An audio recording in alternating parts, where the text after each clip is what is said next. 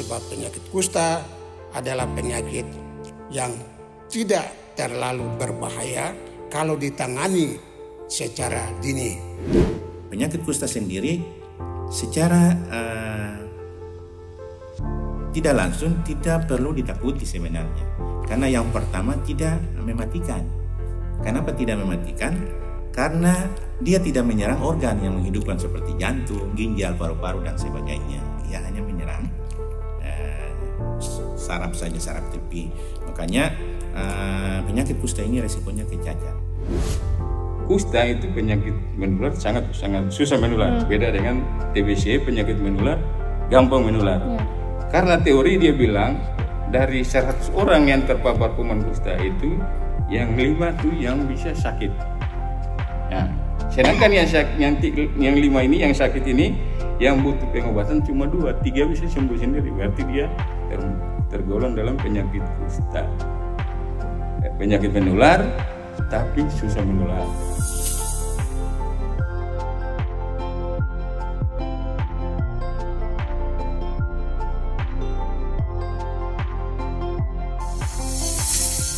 Shalom Basudara, apa kabar? Kami semua di sini berharap Basudara yang menonton ada dalam keadaan baik, sehat-sehat dan bisa melanjutkan aktivitas dengan sangat baik ya.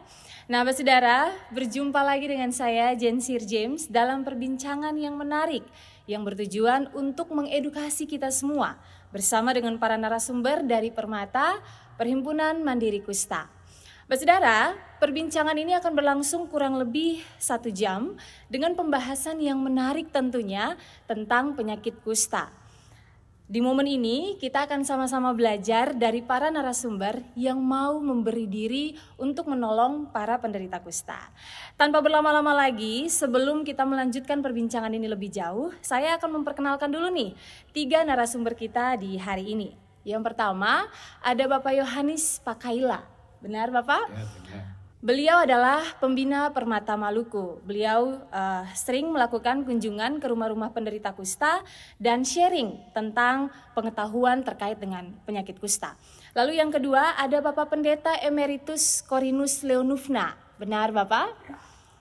Beliau adalah pengawas nasional yang melakukan pengawasan tim Permata Maluku dan turut berkunjung ke rumah-rumah penderita kusta. Dan yang ketiga ada Bapak Yunus Lohana Pesi. Benar? Ya. Beliau adalah pembina Permata Maluku juga yang sering melakukan pembinaan dan pendampingan tim Permata untuk melakukan sosialisasi ke rumah-rumah penderita kusta. Bapak-bapak apa kabar? Baik. Senang sekali bisa berjumpa dengan bapak-bapak di sini karena bisa berbagi dengan basudara yang menonton. Nah, bapak-bapak berbicara tentang penyakit kusta. Sebelum kita lebih lanjut bicara tentang penyakit kusta yang mungkin jarang sekali didengar oleh basudara, oleh kita semua, permata itu apa? Mungkin jarang terdengar bahwa ada organisasi ini ya. Jadi bapak-bapak bisa jelaskan dulu ke kita permata itu apa. Lalu apa sebenarnya yang menjadi fokus dari organisasi ini sendiri? Mungkin bisa dimulai dari Bapak Pendeta Emeritus. Permata itu singkatan dari Perhimpunan Mandiri Kusta Indonesia. Itu didirikan dalam bentuk yayasan. Seluruh pengurus dan pengawasnya ada di Indonesia. Dan fungsi daripada Permata ini adalah mencari orang-orang yang sementara menderita kusta untuk berobat, dan yang berobat itu tidak boleh putus berobat dalam arti drop out. Kemudian diusahakan supaya kalau boleh obat-obatnya tetap tersedia.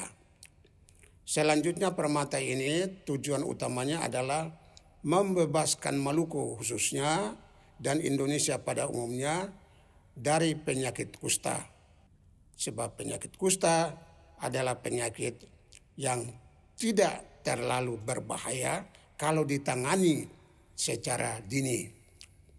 Tetapi akan menjadi sebagai yang tidak dapat diterima karena menimbulkan kecacatan kalau pengobatannya ditunda-tunda dan terlalu lama. Begitulah kira-kira maksud daripada Permata. Terima kasih. Oke, jadi bisa dikatakan bahwa Permata ini yang memfasilitasi untuk para penderita kusta bisa ditangani, bisa diobati, tapi bersifat berkelanjutan. Jadi dia tidak putus-putus begitu. Nah, saya mungkin mau lanjut ke Bapak Yunus. Penyakit kusta sendiri itu apa sih? Orang kan selama ini memikirkan bahwa penyakit itu mungkin sedikit menjijikan, atau mungkin sedikit membuat orang jadi tidak suka berdekatan dengan orang yang menderita kusta. Mungkin bisa dijelaskan kepada kita semua penyakit kusta sendiri itu apa, gejalanya apa, dampak dan mungkin penanganannya apa. Bisa Bapak Yunus dulu, kemudian Bapak Yohanes. Terima kasih, pertanyaan yang sangat baik. Untuk penyakit kusta sendiri ini adalah penyakit yang sangat menular dan juga tidak gampang ditularkan. Kenapa? Karena penyakit kusta ini penyakit yang secara tidak langsung itu sangat menyusahkan masyarakat tentunya, karena resikonya adalah cacat. Tapi kalau penyakit kusta sendiri adalah penyakit yang disebabkan oleh bakteri. Ya, bakteri itu Mycobacterium lepra. Jadi kalau di Maluku secara khusus orang-orang di kampung atau dimanapun mengatakan bahwa penyakit lepra itu kumannya yang punya nama itu. Lalu penyakit kusta ini sendiri dia tidak menyerang organ-organ yang secara tanda kutip tidak menghidupkan manusia. Dia menyerang saraf-saraf tepi. Jadi penyakit kusta sendiri secara tidak langsung tidak perlu ditakuti sebenarnya. Karena yang pertama tidak mematikan. Kenapa tidak mematikan? Karena dia tidak menyerang organ yang menghidupkan seperti jantung, ginjal, paru-paru dan sebagainya. Dia hanya menyerang saraf saja, saraf tepi. Makanya penyakit kusta ini resikonya kecacat. Nah, makanya tadi tambah sedikit untuk Permata itu tujuannya adalah karena kusta ini jujur dari dulu sampai sekarang orang masih takut. Sangat takut. Stigmanya masih tinggi. Setelah stigmanya, diskriminasinya juga masih sangat tinggi. Nah, makanya Permata ini dibentuk di Maluku. Karena Permata ini dikelola oleh orang yang pernah mengalami kusta semuanya. Itu 100% dikelola oleh orang yang pernah sakit kusta. Kita ini hanya pembina saja. Tapi kalau untuk mengelola sampai ke tingkat yang paling bawah itu adalah orang yang pernah sakit kusta itu. Jadi mereka betul-betul merasakan sebagai pelaku yang sesungguhnya. Nah, makanya karena di Maluku ini secara tidak langsung sampai dengan hari ini kusta tidak ada habis-habisnya. Karena stigmatisasi itu masih sangat tinggi. Makanya kita buat Permata ini supaya seluruh pasien-pasien yang sudah bisa membuka diri, bisa mempublikasikan diri itu bisa membantu. Atau saudara-saudara yang ada sakit di luar sana yang belum tahu ini mau kemana arahnya, masih takut jangan sampai orang tahu, masih takut keluarga tahu, masih takut tetangga dan sebagainya tahu itu. Dengan adanya Permata ini mereka bisa memotivasi mereka supaya mereka bisa keluar untuk berobat.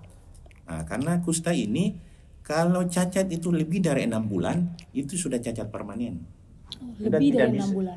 Kalau sudah lebih dari 6 bulan itu sudah cacat permanen. Makanya diharapkan masyarakat itu kalau ada gejala-gejala kusta itu adalah ada lesi atau bercak yang warnanya merah atau putih, itu segera ke unit pelayanan kesehatan terdekat. Karena prinsipnya begini, kusta itu diidentik dengan tidak gatal, tidak sakit, dan tidak rasa. Yang terjadi di masyarakat itu yang tidak sakit, tidak gatal, tidak rasa itu mereka anggap itu hal sepele, biasa, ya? Hal biasa. Padahal sebenarnya itu sangat luar biasa.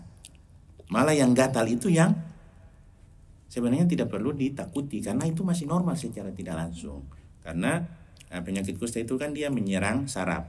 Ya saraf otonom. Saraf otonom itu untuk rasa, sensorik juga. Otonom itu untuk kulit kering, sensorik itu untuk rasa, dan motorik itu pergerakan. Itu saraf itu yang dia ganggu. Makanya orang jadi cacat permanen kalau sudah lebih dari 6 bulan. Makanya dengan acara ini sangat senang sekali beta sebagai pelaku penanganan penyakit kusta di Kota Ambon dulu itu sangat apresiasi dengan acara ini karena membuka mata masyarakat bahwa tidak perlu takut dengan penyakit kusta.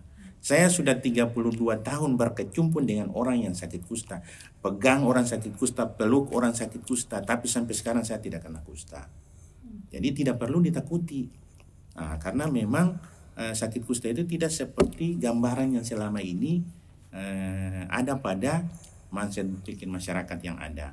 Sangat takut. Jadi untuk itu kusta tidak perlu ditakuti. Yang penting ada bercaknya warna merah atau putih yang kurang rasa, mati rasa atau tidak gatal, itu segera dibawa ke unit pelayanan kesehatan terdekat. Lalu obatnya juga gratis. Tidak dipungut biaya itu obatnya. Iya, itu yang penting. Jadi kalau ada masyarakat yang takut terhadap penyakit kusta, jangan. Karena dia tidak menular segampang itu. Kalau kontak terus berulang-ulang, kan penyakit kusta itu dia menular lewat kontak erat kulit, atau bisa juga lewat udara, lewat droplet atau percikan bersin itu. Kalau orang Ambon bilang, itu juga kenal terus, kontak erat terus, kontak langsung. Itu baru orang tertular belum terdiagnosa. Karena kalau keadaan tubuhnya, kondisi tubuhnya, kekebalan tubuhnya bagus, tidak sakit kusta juga. Tadi Bapak sempat bilang bahwa gejala orang yang dengan sakit kusta itu kan lebih ke fisik ya. Iya. Nah, mungkin kita semua di sini Basudara juga yang menonton penasaran juga nih, gejala selain fisik, psikis misalnya. Apa yang dia alami, apa yang dirasakan, gejala seperti apa yang dirasakan secara psikis, psikologinya oleh orang-orang yang menderita penyakit kusta. Iya. Memang kalau untuk secara psikis itu sangat kena sekali terhadap penderita kusta. Bukan penderita kusta saja, keluarga pun sebenarnya secara tidak langsung itu kena dampak. Karena gambaran untuk masyarakat umum sekarang, kusta ini penyakit yang sangat kalau bahasa kasarnya menjijik kalau dilihat. Itu yang membuat penderita itu tidak mau terima itu. Karena merasa minder, merasa malu, merasa seperti beta kenal kusta ini berarti beta semuanya sudah lenyap, sudah seperti dunia ini mau runtuh, seperti itu. Karena pikiran-pikiran itu membuat orang itu tidak pede. Jadi akhirnya dia karena takut diketahui orang lain karena sakit kusta, hanya dia tidak berobat dan sebagainya, akhirnya dia bisa terjadi cacat. Makanya acara ini beta sebagai pelaku pelaksanaan penyakit kusta, beta menegaskan bahwa tidak perlu takut terhadap penyakit kusta. Tidak perlu takut karena kusta itu tidak membahayakan, apalagi tidak membunuh. Nah, penyakit yang sebenarnya mematikan tidak ditakuti. Penyakit yang tidak mematikan harus ditakuti. Itu kan pemikiran yang terbalik secara tidak langsung. Kenapa? Karena kalau penyakit itu ditemukan secara dini, secepat itu, kita ini bisa mengembalikan dia, tidak akan terjadi cacat kalau sesuai dengan SOP yang harus dilakukan untuk petugas dan penderita itu. Jadi, kalaupun secepatnya ditemukan ada bercak putih atau kemerahan yang kurang rasa, mati rasa atau tidak rasa, itu segera secepatnya bawa ke puskesmas supaya petugas itu sudah dilatih. Mereka akan periksa supaya memutus mata rantai penularan dan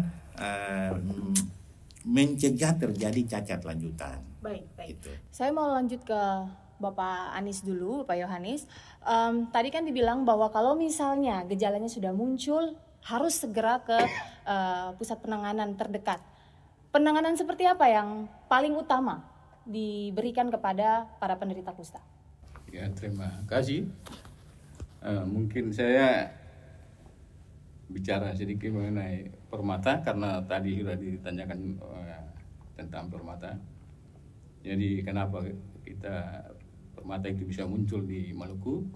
Permata itu di Indonesia terdapat di Jawa Timur, NTT, sama Sulawesi Selatan. Karena memang di 3 daerah itu kasus kusta termasuk banyak di situ. Ya kalau bicara data, kami di Maluku sampai akhir triwulan 3 ini ada sekitar 535 orang yang sementara berobat. Dan tercatat kasus baru ada 362. Ya kalau kita bandingkan jumlah penduduk yang 1,8 dengan 500 berarti kan masih banyak. Ya. Tetapi kalau dibandingkan dengan Jawa Timur yang sampai 3 ribuan, Sulawesi Selatan yang 1000-an, cuma karena mereka indikator prevalensi kalau kita mau mengukur penyakit kusta itu dilihat dari jumlah penduduk. Jadi kalau jumlah penduduk besar berarti prevalensinya dia kecil. Lalu kami berterima kasih kepada Permata karena kami dipilih oleh Permata untuk provinsi keempat untuk membantu kita punya saudara-saudara yang sakit kusta dengan sistem yang seperti tadi kami sampaikan, Pak Nus sama Pak Pendeta sampaikan, melakukan kunjungan rumah, sosialisasi di rumah, sosialisasi ke masyarakat sampai di sekolah.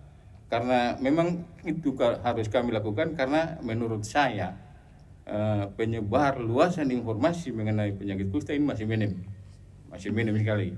Jadi yang seperti tadi dijelaskan oleh Pak Nus bahwa gejala awal itu yang mana? Ya gejala awal itu gampang. Ada bercak putih merah seperti panu, tes pakai kapas tidak rasa, ya itu kita sudah harus antisipasi. Ya bisa juga itu panu, bisa juga itu kusta. Ya gejala awal ini yang mungkin ada banyak di masyarakat, tapi dia tidak memahami bahwa itu sebenarnya sakit apa. Dia pikir wah ini kan tidak mengganggu aktivitas kami hari-hari, untuk apa kita mau berobat. Nanti yang bikin dia mau datang untuk dia berobat itu kalau di telinga sudah merah atau telinga sudah bangka atau muka merah sampai bangka, itu baru dia mau datang ke fasilitas kesehatan. Padahal itu sudah terlambat. Ya mumpung kalau dia datang dia belum cacat. Tapi kalau dia sudah cacat, ya apa yang kita mau bikin? Seperti tadi Pak Nus bilang, kalau kita ketemukan dia cacatnya itu masih di bawah 6 bulan yang kita bisa bantu dengan pengobatan lain, ya puji syukur itu dia mungkin cacatnya bisa dikembalikan. Tetapi kalau dia cacat sudah lebih dari itu, apa yang kita mau bikin? Yang selalu saya bilang di pertemuan-pertemuan atau sosialisasi, kecuali Tuhan turun dari langit lalu kasih rata jari begini.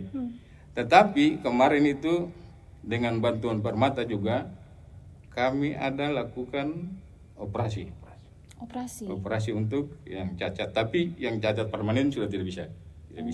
Kecuali dia masih cacat begini, yang kita dia masih bisa bergerak. Dan kami operasi itu 4 orang, 2 dari Kota Ambon dan kita cari-cari 2 dari Maluku Tengah, dari Puskesmas Sila. Dan kalau memang kita bicara kusta ini, ya memang orang takutnya apa? Karena itu cacatnya. Dan anehnya penyakit kusta ini, kalau di masyarakat itu kalau dia berpikir kan kalau kita sudah berobat ini kan pasti sembuh. Tapi kalau kusta kita belum datang berobat itu bisa jadi cacat. Ya, pengobatan walaupun teratur bisa jadi cacat. Kenapa begitu? Ya, nanti setelah dia selesai pengobatan, umpamanya ini kusta ini kan kalau kita bicara kusta itu ada 2 tipe. Ada kusta basah, ada kusta kering. Keringnya ini dia berobatnya cuma 6 bulan, sedangkan basah 1 tahun.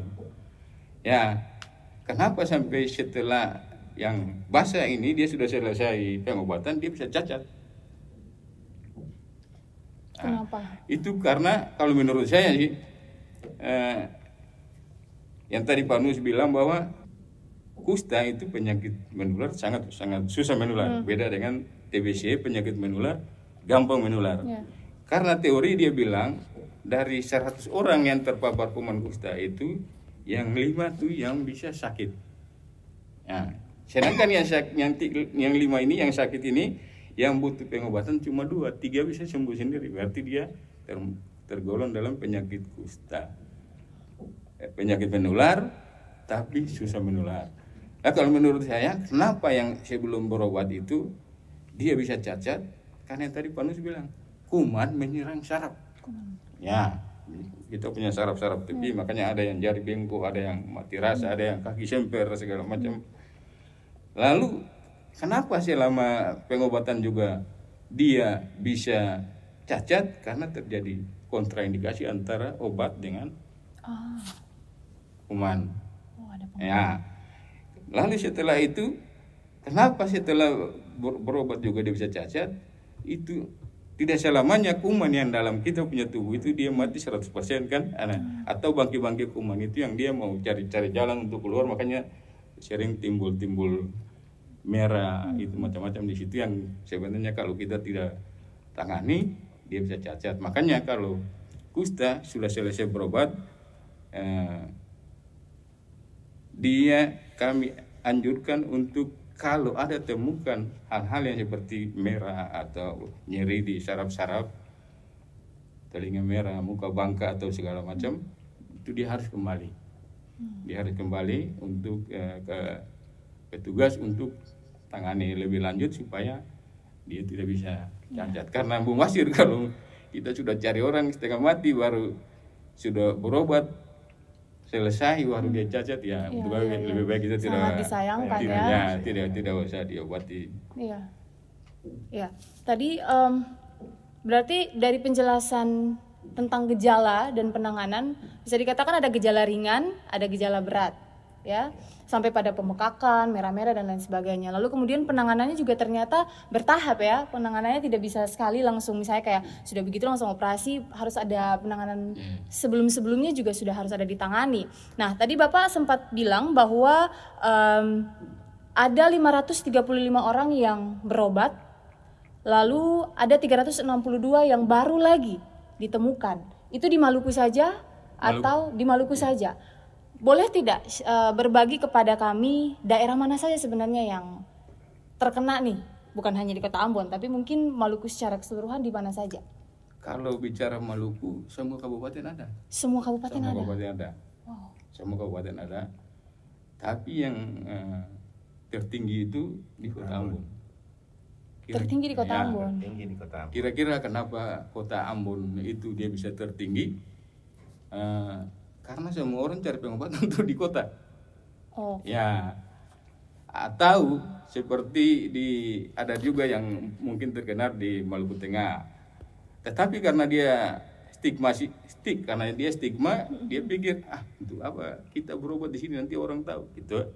Malu lagi ya, lagi-lagi rasa malu itu ada. Kita cari pengobatan ke Ambon. Dan yang selalu kami motivasi itu, kalau memangnya sudah kenal kusta itu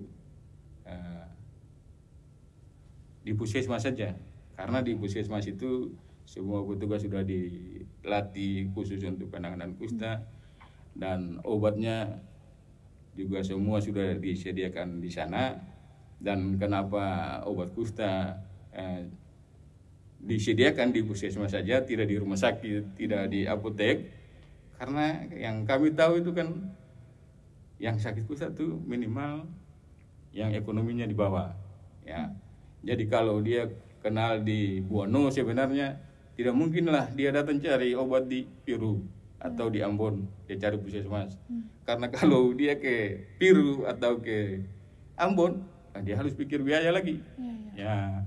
Dan biaya kalau dia sudah sakit ini lalu dia pikir biaya, itu yang bikin dia lebih stres. Kalau dia lebih stres itu yang penyakitnya nanti akan lebih berpengaruh juga ya. Pada tingkat stres itu berpengaruh juga. Sangat berpengaruh. Oke. Nah, tadi kan Bapak sempat bilang juga bahwa ternyata pengobatannya cukup panjang, butuh banyak biaya. Permata sendiri bekerja sama ya dengan pemerintah ataukah berdiri sendiri nih? Sehingga kalaupun misalnya berdiri sendiri, support seperti apa ya dari segi biayanya seperti apa untuk bisa menolong para penderita kusta? Ya memang kalau untuk Permata sendiri berdiri sendiri. Tapi mengingat wilayah kerja atau layanannya ada di dinas-dinas terkait, berarti harus kerjasama. Tapi pada prinsipnya berdiri sendiri, dan anggaran ini kita masih ada bantuan dari Permata Pusat. Kalau untuk kita sendiri karena baru dibentuk, itu jujur kita masih katakanlah kerja dengan ketulusan saja, dengan hati saja. Tidak ada kalau ada yang ingin membantu syukur, kalau tidak ya kita ikhlas demi untuk menolong sesama yang sakit untuk Permata. Makanya di Permata ini sangat mendukung sekali. Jadi kalau dengan acara ini mungkin saya menggugah juga untuk para pelaku di Maluku secara khusus, bahkan dimanapun berada, untuk bisa secara sukarela atau secara ikhlas, secara moral bisa membantu. Karena selama ini bantuan-bantuan itu kalau mau dilihat ada yang kena sasaran, tapi lebih banyak yang tidak kena sasaran. Tapi kalau Permata ini betul-betul mereka yang terpapar di situ. Jadi mereka membantu juga dengan hati karena mereka ini pernah alami itu. Lalu pernah di titik terendah itu. Pada saat mereka sudah membuka diri, mereka sudah menerima mereka punya masalah yang terjadi pada saat sakit kusta itu. Mereka sekarang keluar untuk mau membantu masyarakat yang sementara sakit kusta dimanapun ada di rumah, supaya jangan seperti mereka dulu. Ya kalau belum cacat ya bersyukur, tapi kalian sudah cacat kan kasihan. Makanya diharapkan Permata ini muncul supaya menggugah keluarga atau masyarakat atau pasien yang sementara sakit kulit dimanapun yang ada, terutama yang tidak sakit, tidak gatal, tidak rasa, itu supaya segera diobati supaya jangan sampai timbul cacat. Kasihan kalau sudah cacat ya kehidupan ekonomisnya ke depan itu kan sangat mengganggu untuk kehidupannya. Mungkin seperti itu kalau untuk ini kusta. Dan juga mungkin menyangkut kusta ini juga yang sudah disampaikan oleh Pak Ais tadi, intinya cuma di situ kurang ada pemahaman tentang kusta ini sebenarnya. Makanya orang takut, orang ngopi itu karena kurang literatur dalam informasi tentang penyakit kusta ini. Tapi dengan acara ini ya saya menyadari sungguh bahwa saya yakin bahwa tidak perlu takut. Karena saya sudah alami selama 32 tahun, dari tahun 92 saya tangani pasien kusta sampai dengan 2024. Berarti sudah 32 tahun. Baik. Itu. Baik Bapak. Berlanjut dari penjelasan Bapak Yohanes, bahwa memang penderita kusta ini mengalami banyak stigma. Saya mau ke Bapak Pendeta Emeritus dulu. Kan Bapak sudah mengalami langsung, bahkan turut terlibat dalam menolong banyak orang yang mengalami kusta juga. Betul. Penderita kusta ini kan kalau dikasih stigma begitu, mungkin secara fisik sudah terlihat, tapi secara psikis ada tekanan, ada stres, mungkin juga bisa depresi sampai pada tahap bunuh diri. Betul. Ya, Permata sendiri yang Bapak di dalamnya sudah melakukan apa saja? Ya. Apa yang sudah diupayakan, lalu khusus untuk di Maluku apa saja yang sudah dilakukan? Ya, terima kasih. Pertanyaan yang sangat bagus yang sudah kami laksanakan di Maluku sini atas bantuan kedua Bapak Kekasih ini, dan Permata Maluku ketuanya dalam perjalanan tadi tapi belum hadir.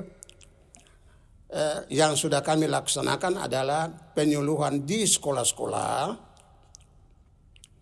kemudian di kantor-kantor, kemudian di rumah-rumah, tapi juga di jalanan-jalanan, termasuk di dalamnya tukang ojek, tukang beca, dan sebagainya.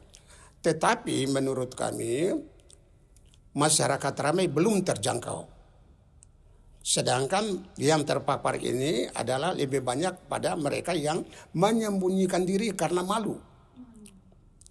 Karena mereka tidak mau berobat dan jujur saja kadang-kadang mereka tinggal jauh sehingga memerlukan ongkos untuk ke rumah sakit. Padahal di rumah sakit itu obatnya tidak dibeli. Obatnya itu dapat gratis. Dan di puskesmas-puskesmas itu pun ada petugas-petugas yang khusus menangani masalah kusta. Disitulah mereka memberikan program pengobatan. Program pengobatan kusta ini tergantung dari 6 bulan, 1 tahun, dan obatnya adalah obat yang gratis. Jadi Permata ini melaksanakan tugas-tugasnya untuk menolong orang-orang yang sementara atau yang belum terjangkau atau yang putus. Karena kita ini kan kepulauan. Karena kita kepulauan beda dengan yang di daratan. Dia kalau sudah berobat kemudian dia pulang ke kampung. Kemudian kalau tidak ada puskesmas di sana, tidak obat di sana, tidak ada obat, lah putus. Dia punya pengobatan dan bisa lagi muncul.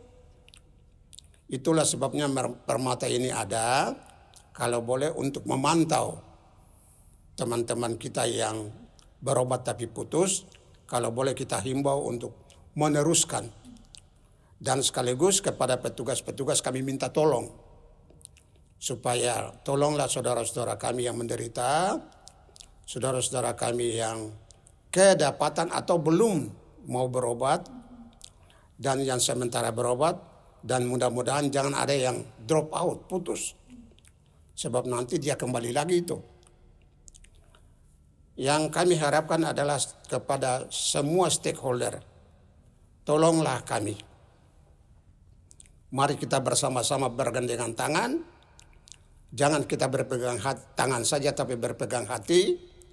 Lalu kita sama-sama menanggulangi kemanusiaan ini.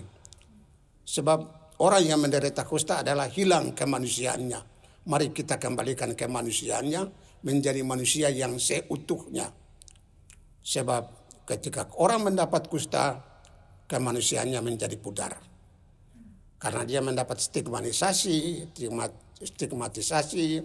diskriminasi, kemudian ekonominya terganggu. Bukan saja ekonominya, politiknya juga terganggu, budayanya juga terganggu. Jadi keluarganya juga terganggu. Jadi kami himbau selaku pengawas di Maluku ini kepada semua stakeholder.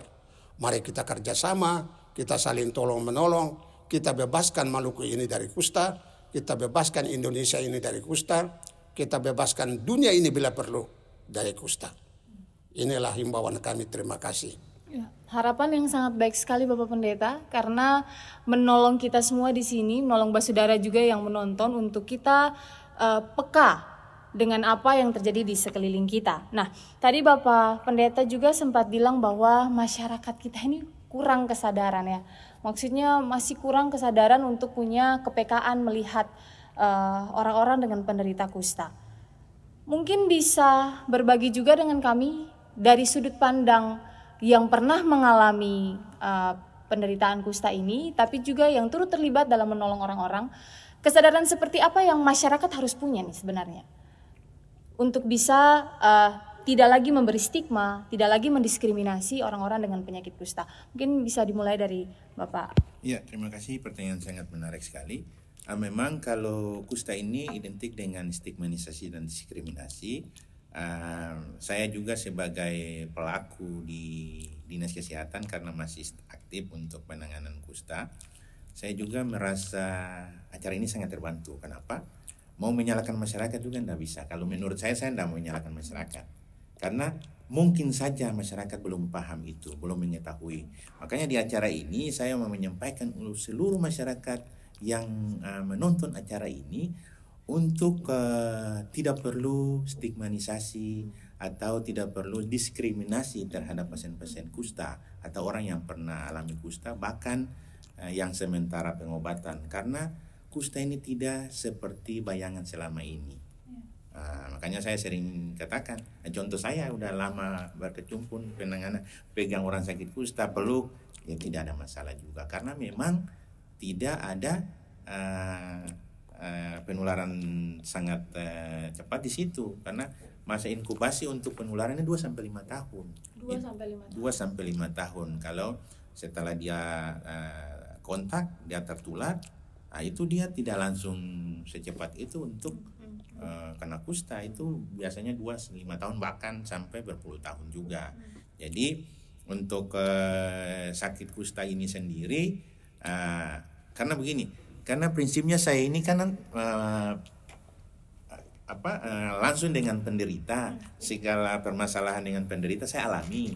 Saya turun, bahkan Bapak Pendeta sendiri kurang lebih 17 kali saya pendekatan di keluarga dan di beliau, sampai bisa menerima diri sebagai penyakit orang yang kena kusta yang sesungguhnya, yang tidak malu terhadap tetangga, keluarga, bahkan secara sudah bisa dipublikasi sampai saat ini.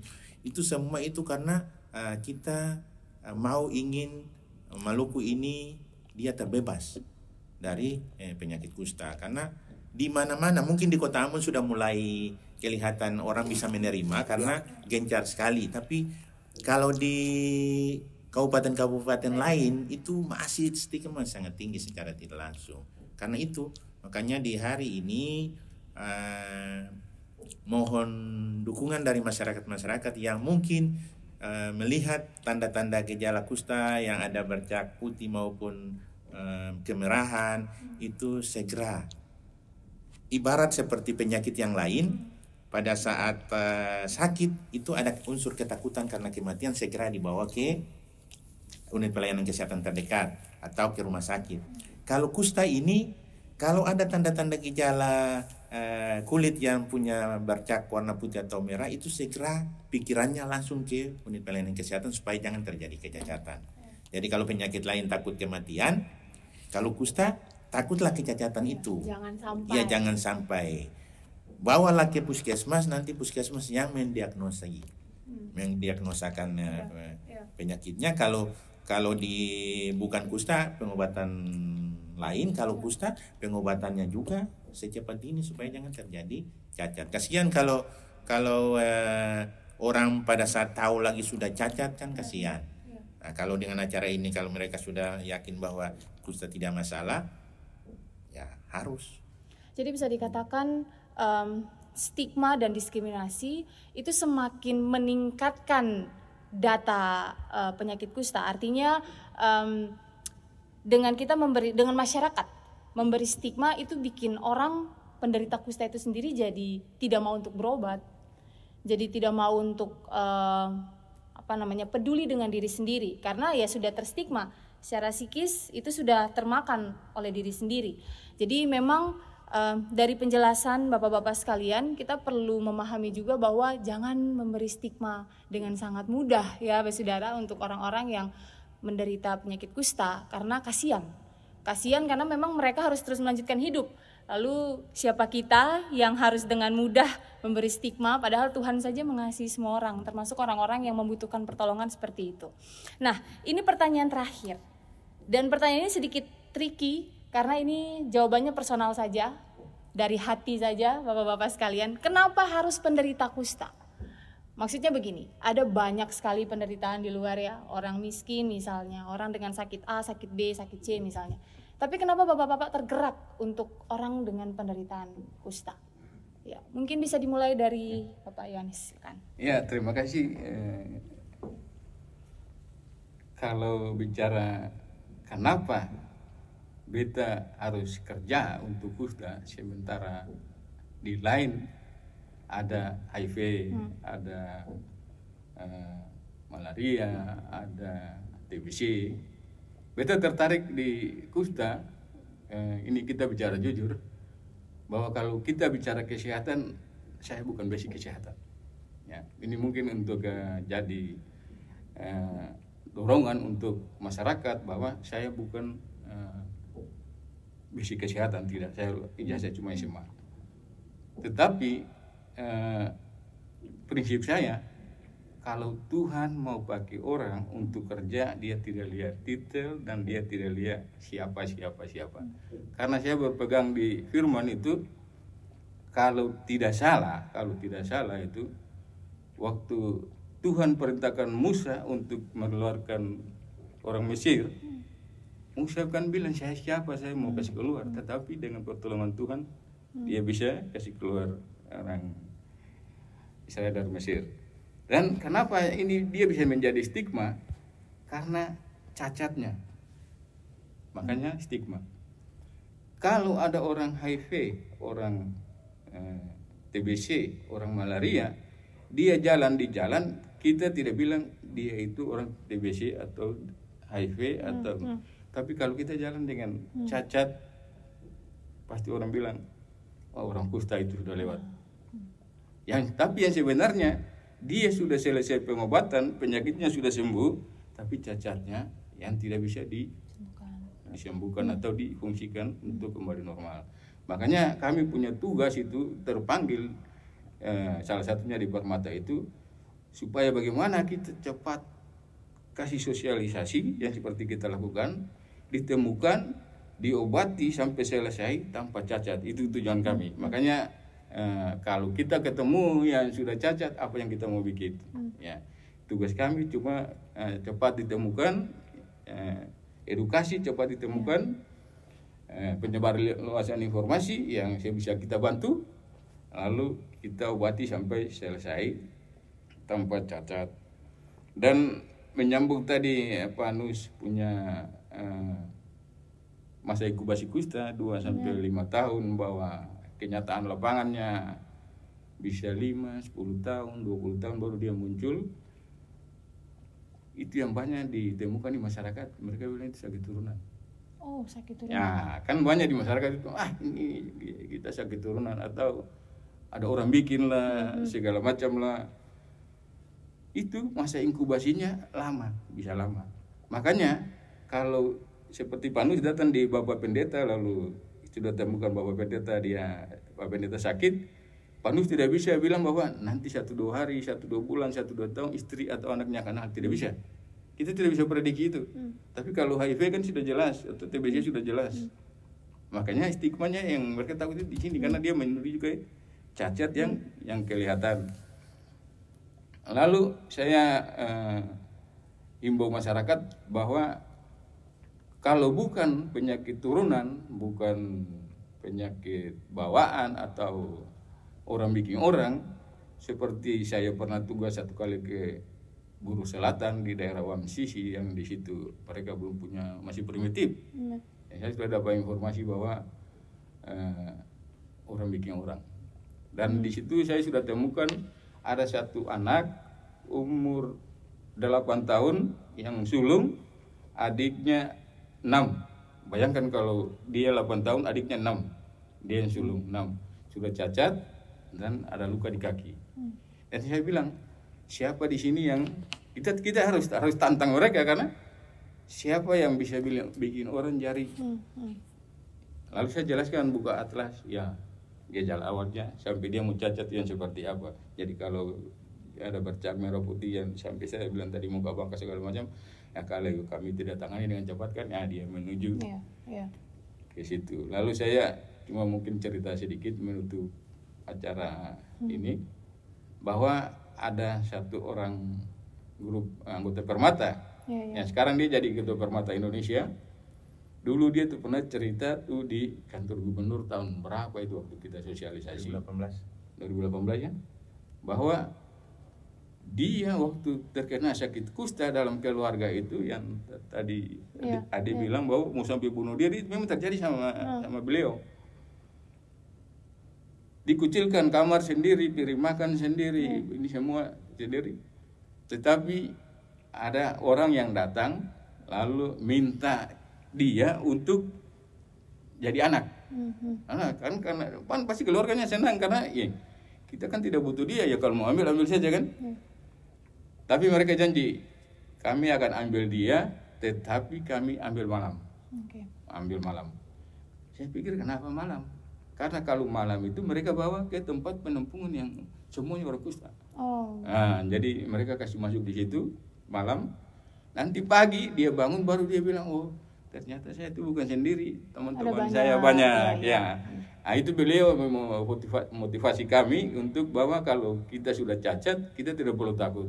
Nah, dan kalau kita kena gejala-gejala awal cepat berobat di fasilitas kesehatan. Baik Bapak, itu berarti semua berangkat dari hati ya, untuk mau menolong orang lain ya. Ya, itu dari Bapak Yohanes. Mungkin dari Bapak Yunus silahkan. Ya, kalau saya itu pertanyaan ini sangat menarik sekali. Karena kenapa harus kusta, bukan penyakit yang lain? Kalau penyakit yang lain itu mungkin yang saya pernah katakan resiko paling tertinggi ya kematian. Kalau prinsip kehidupan kami, kalau mati selesai. Tapi kalau kusta bayangkan tinggal cacatnya. Itu kehidupannya sangat menderita dari tingkat cacat, belum dari stigmatisasi. Hal itu yang menarik keprihatinan saya sebagai pribadi untuk mau menolong, karena banyak itu pasien-pasien atau pasien-pasien yang mendalami penyakit-penyakit selain kusta itu mereka enjoy secara walaupun sebenarnya tingkat kematian sudah di depan mata, tapi mereka enjoy, tidak ada diskriminasi, tidak ada macam-macam. Kalau kusta beda, kasihan. Pribadi dia sendiri terpukul sangat luar biasa, belum keluarganya juga, belum intimidasi dari yang lain, entah itu dari pokoknya segala bentuk apapun. Kita bisa kemarin juga pernah ada kegiatan juga, ada yang swasta yang menerima pegawai yang disabilitas. Saya katakan buat mereka, kalau disabilitas karena kecelakaan, karena yang lain-lain orang prihatin. Tapi kalau disabilitas karena kusta pasti orang tidak akan prihatin, mungkin tidak diterima. Nah, itu yang membuat saya tertarik untuk menangani kusta, karena intinya dari dia sudah merasa tidak punya apa-apa, kita mengangkat dia. Nah, jadi akhirnya kita sendiri termotivasi diri untuk melihat sesama, karena kita sendiri melihat nyata dalam kehidupan, bukan karena bicara teori atau bicara macam-macam, tapi ini nyata yang kita alami sama-sama. Bayangkan saya dari tahun 92 sampai sekarang sudah sangat banyak mengalami kehidupan dengan pasien-pasien kusta dan keluarga. Itu enjoy saja, karena memang itu, karena kusta ini menarik. Yang pertama kita mengangkat dia, karena tujuan kita sebagai orang beragama itu mengangkat orang yang terendah ke yang tertinggi. Nah, hal itu yang kita harus lakukan, karena dia terpukul, siapa yang mau lihat dia.